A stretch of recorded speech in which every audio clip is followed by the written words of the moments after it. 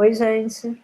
Nessa videoaula eu vou começar a falar sobre nutrição microbiana, mas antes de entrar nesse assunto, eu gostaria de relembrar algumas das características gerais dos seres vivos. Mais especificamente, eu vou falar de três das características que eles apresentam. A primeira delas é em relação à composição química. Todos os seres vivos apresentam em sua composição química moléculas orgânicas, como proteínas, carboidratos, ácidos nucleicos e lipídios. A segunda diz respeito à organização da matéria viva. Todos os seres vivos apresentam uma organização celular. Todos são formados por células. E a estrutura dessas células é formada justamente pelas moléculas orgânicas que eu mencionei no slide anterior. Então, os ácidos nucleicos, cujas unidades formadoras são os nucleotídeos, correspondem ao material genético das células, ao RNA e ao DNA, que está representado aqui nesse esquema, formando os cromossomos. As proteínas, que são formadas pelos aminoácidos, elas fazem parte, por exemplo, da estrutura das membranas celulares. Essas membranas, além de proteínas, elas também têm na sua estrutura os lipídios, que não estão destacados nesse esquema. Todas as membranas celulares são formadas por uma bicamada de lipídios, mais especificamente fosfolipídios, e por proteínas. Os carboidratos também podem fazer parte da estrutura das células, formando o glicocálice, que é uma camada de polissacarídeos localizada externamente à membrana plasmática, e eles também podem fazer parte da composição da parede celular dos organismos que apresentam essa estrutura. Nesse esquema, nós temos representado uma célula vegetal e aqui a parede celular dessa célula composta por celulose, que é um carboidrato, um polissacarídeo. A celulose também é encontrada na parede celular das algas e, no caso das bactérias e dos fungos, que são os outros organismos que também têm parede celular, os açúcares que estão presentes na estrutura dessa parede são outros, que não a celulose. Então, essas moléculas que eu mencionei, né, essas moléculas orgânicas, elas são de extrema importância para a formação dessa estrutura celular, mas elas também apresentam outras funções fundamentais para a célula. Bem, eu falei de três características, né, dos seres vivos. A terceira característica que eu gostaria de relembrar é que todos os seres vivos têm a capacidade de realizar metabolismo. Lembrando que o metabolismo é o somatório, é o conjunto de reações químicas que acontecem dentro da célula, falando assim em termos gerais, né? E essas reações químicas, elas podem ser reações de biossíntese, de construção, que são as chamadas reações anabólicas, ou reações de catálise, de quebra, que são as reações catabólicas.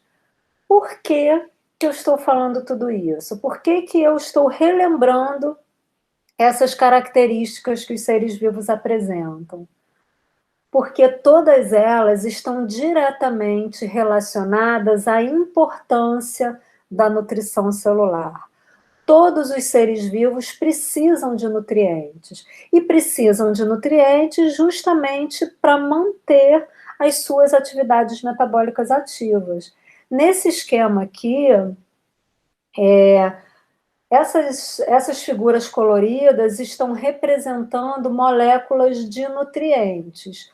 Uma vez que esses nutrientes entram na célula de alguma forma, lá no interior da célula eles vão ser metabolizados, vão ser quebrados em moléculas menores, que estão representadas aqui embaixo, E essas reações de quebra, como eu falei, são reações que acontecem através das vias catabólicas, e nesse processo tem produção de energia, e essa energia vai ser utilizada pela célula de diferentes maneiras. Essas moléculas menores, que são geradas como produtos dessas reações catabólicas, elas vão ser utilizadas pela célula, agora, nas vias anabólicas, nas vias de biossíntese, para a construção de outras moléculas que vão fazer parte da estrutura da célula, que a célula vai utilizar de alguma maneira. Então, o processo de nutrição celular, ele é vital para todos os seres vivos, para que os seres vivos, para que as células mantenham as suas atividades metabólicas e construam as suas moléculas orgânicas que fazem parte das suas estruturas. Tá certo? Bom, e quais são os nutrientes requeridos pelas células? A gente sabe que a nutrição é essencial, todas as células precisam de nutrientes. Agora, que nutrientes são esses? Todas as células precisam do que nós chamamos de macronutrientes e também de micronutrientes. Esses termos, macro e micronutrientes, não têm nada a ver com tamanho de molécula, e sim com a quantidade requerida pela célula. Os macronutrientes são aqueles nutrientes necessários em grandes quantidades, enquanto os micronutrientes são necessários apenas em pequenas quantidades.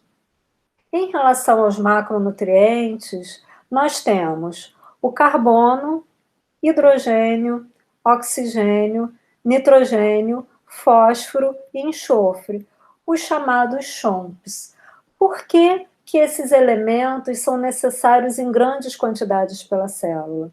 Justamente por causa daquela primeira característica dos seres vivos que eu falei no início da aula. Todos os seres vivos apresentam na sua composição moléculas orgânicas, e esses elementos fazem parte da estrutura das moléculas orgânicas. O carbono está presente em todas elas. Carboidratos, lipídios, proteínas e ácidos nucleicos, todos eles apresentam um esqueleto de carbono. E por causa disso, o carbono corresponde a cerca de 50% do peso seco de uma célula. Ele é requerido em grandes quantidades para que a célula supra as suas demandas. O hidrogênio, a mesma coisa, está presente em todas essas moléculas orgânicas. O oxigênio está presente, por exemplo, nos carboidratos. O nitrogênio está presente nas bases nitrogenadas dos ácidos nucleicos. Então, o nitrogênio está presente no DNA e no RNA, e está presente também no grupamento amino dos aminoácidos, que formam as proteínas. Fósforo está presente também nos ácidos nucleicos, no grupamento fosfato. Está presente no ATP, que é a moeda energética da célula, e está presente também nos fosfolipídios das membranas celulares. Já o enxofre está presente nas proteínas, especificamente nos aminoácidos cisteína e metionina. E quais são as fontes desses elementos? De que maneira as células podem obter esses macronutrientes? Esses macronutrientes, eles podem ser obtidos através da ingestão pela célula de moléculas orgânicas, como carboidratos, lipídios, proteínas, e eles podem ser obtidos também a partir de moléculas inorgânicas. Os autotróficos, por exemplo, vão utilizar como fonte de carbono não uma molécula orgânica, mas sim o gás carbônico. O nitrogênio, o fósforo também podem ser adquiridos a partir de moléculas inorgânicas, como amônia, nitrito, nitrato, fosfato, e o mesmo para o enxofre. Os micronutrientes, como eu mencionei, eles são requeridos em pequenas quantidades pelas células, mas isso não significa que eles sejam menos importantes. Eles são tão importantes quanto os macronutrientes. A diferença é que as necessidades da célula vão ser supridas por pequenas quantidades desses elementos. Então, como micronutrientes, nós temos o cálcio, cobalto, cobre, zinco, potássio, sódio, ferro, entre outros. Ainda como nutrientes importantes para o desenvolvimento das células, para a realização das atividades metabólicas, nós temos os fatores de crescimento, que são moléculas orgânicas requeridas em pequenas quantidades. Nesse caso, nós podemos citar como exemplo as vitaminas. Bem, como nós sabemos, então, todos os seres vivos precisam de fontes de nutrientes, e esses nutrientes, dependendo do organismo, eles podem ser utilizados, como eu mencionei há pouco, tanto na forma orgânica quanto na forma inorgânica. Nós podemos, então, classificar os organismos quanto aos seus requerimentos nutricionais. E todos os seres vivos precisam obter energia de alguma forma, né?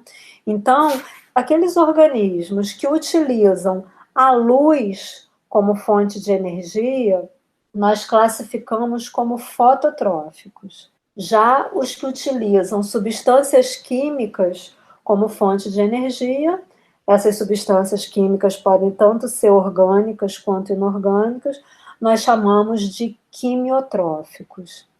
Em relação à fonte de carbono, a gente acabou de ver que todos os seres vivos precisam de fontes de macronutrientes e o carbono é um deles.